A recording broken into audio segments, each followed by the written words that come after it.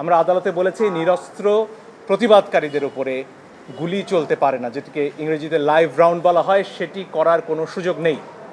আর অনেক ভিডিও আপনারা দেখেছেন, একটি কিশোর চারতলা একটা নির্মাণাধীন ভবন থেকে সে ঝুলে রয়েছে, তার কিচ্ছু করার উপায় নেই, ওই অবস্থায় তার ওপর গুলি চলেছে অনেকবার।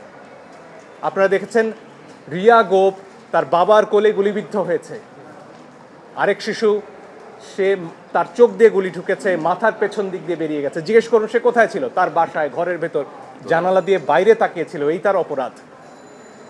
এই জন্য আমরা স্পষ্টভাবে বলেছি যারা আন্দোলনকারী তাদের উপরে লাইভ রাউন্ড অর্থাৎ গুলি ছোড়া চলবে না। আপনারা প্রয়োজনে টিয়ার শেল ছুড়ুন, লাঠিচার্জ করুন, রাবার বুলেটও ছুড়ুন, তাতেও বহু মানুষ অন্ধ হয়েছে হয়তো, সে খবর আপনারা দেখেছেন, এত কাছ থেকে রাবার বুলেট ছোড়া হয়েছে।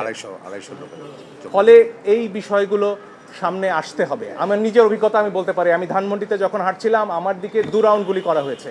তাদের পোশাক পরনে ছিল না, আমি জানি না তারা কারা পিস্তল থেকে গুলি হয়েছে, কারণ আমার হাতে ক্যামেরা ছিল, কোনো প্রমাণ তারা রাখবেন না। কিন্তু প্রমাণ ধ্বংস হয় না আজকের দুনিয়ায়, প্রমাণ পৌঁছে যায়। আরেকটি দাবি আমরা করেছি পরিষ্কারভাবে, ছাত্ররা সারা বাংলাদেশ থেকে আজকে বলেছেন যে 6 জনকে ডিবি অফিসে রাখা হয়েছে, তারা সেখানে বন্দী। তারা স্পষ্টতই ছাত্ররা বলেছেন কালকে ডিবি অফিস থেকে বা যেখান থেকেই হোক যে ভিডিও প্রকাশ করা হচ্ছে, সেই ভিডিওতে যে কথা বলা হয়েছে সেটি অস্ত্রের মুখে হয়েছে, ছাত্ররা সেটি বলেছেন। এবং এই ধরনের আন্দোলন প্রত্যাহারের দাবি ছাত্ররা মানেন না, তারা সেটি বলেছেন। আইনজীবী হিসেবে আমার কথা হচ্ছে, যখন গোয়েন্দা প্রধান বলেন যে নিরাপত্তার প্রয়োজনে তাদেরকে তিনি নিয়ে এসেছেন এবং সেখানে তাদের খাবার দাবার করার ছবিও, খাওয়া দাওয়া করার ছবিও প্রচার করা হয়, তখন আমার কথা হচ্ছে হাসপাতাল থেকে একজন মানুষকে, একজন নাগরিককে কিভাবে তুলে নেওয়া হয়, কোন আইনে, আদালতে আমরা এই প্রশ্ন করেছি।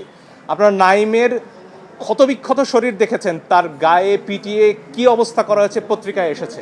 আমি জানি অনেক ইলেকট্রনিক গণমাধ্যম দেখাতে পারেননি সেটি, কিন্তু পত্রিকায় সে ছবি আমরা দেখেছি। সেই নাহিদকে যখন নিয়ে যাওয়া হয় তখন এটা বিশ্বাস করার কোনো কারণ নেই যে তাকে সেখানে আপ্যায়ন করার জন্য নেওয়া হয়েছে। ফলে আমরা আদালতে বলেছি এই 6 জনকে অবশ্যই আদালতের সামনে আনতে হবে এবং তাদের কাছ থেকে জানতে হবে যে তাদেরকে কি আটকে রাখা হয়েছে নাকি তারা স্বেচ্ছায় ডিবি অফিসে বেড়াতে গেছেন।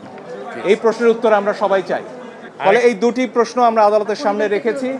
আদালত সরকার পক্ষকেও শুনেছেন, সেখানে অ্যাডিশনাল অ্যাটর্নি জেনারেল ছিলেন, এবং যদিও রুল ইস্যু হওয়ার আগে শোনা যায় কিনা সেটা নিয়ে হয়তো সারাপা বলবেন, কিন্তু আগামীকালকে এই বিষয়ে আদেশ দেবেন এবং কালকেও আসলে শুনানি করার এবং আমাদের তরফ থেকে প্রমাণ উপস্থাপনের সুযোগ আদালত দিচ্ছেন। ফলে এই দুটো দাবি নিয়ে আমরা গিয়েছি।